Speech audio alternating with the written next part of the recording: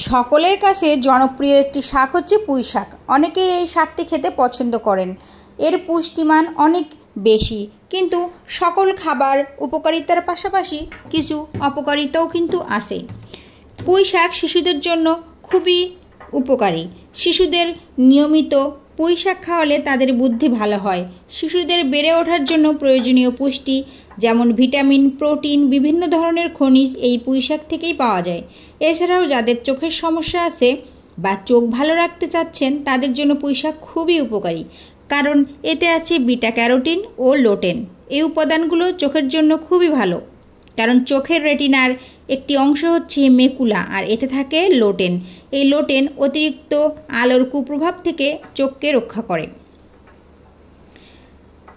এতে এনার্জি বাড়াতে গুরুত্বপূর্ণ ভূমিকা রাখে পুঁই শাক। পুঁই শাকে থাকে ম্যাগনেসিয়াম। পুঁই শাকে ফলেট পাওয়া যায়, এটি এনার্জির উৎস। এটি খাবারকে এনার্জিতে রূপান্তরিত করে। তাছাড়াও পুঁই শাক হলো ন্যাচারাল অ্যালকালাইন।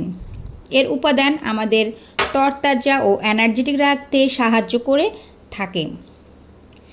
যাদের অ্যাজমার সমস্যা আছে তারা অবশ্যই পুঁই শাক খাবেন। পুঁই শাকের যে বিটা ক্যারোটিন আছে, এই বিটা ক্যারোটিন অ্যাজমার হাত থেকে আমাদের রক্ষা করে। উচ্চ রক্তচাপের রোগীদের জন্য প্রয়োজনীয় হচ্ছে পটাশিয়াম। পুঁই শাক পটাশিয়ামের খুবই ভালো একটি উৎস।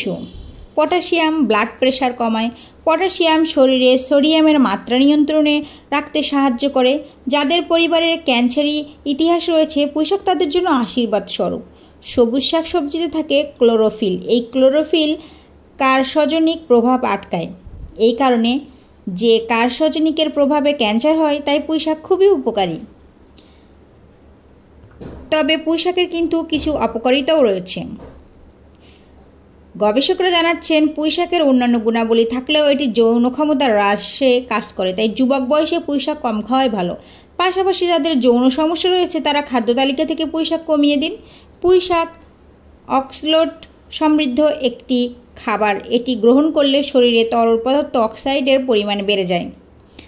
তো কেমন লাগলো আমার আজকের রেসিপি? যদি আপনাদের ভালো লেগে থাকে তাহলে অবশ্যই লাইক, শেয়ার, কমেন্টস করতে একদমই ভুলবেন না।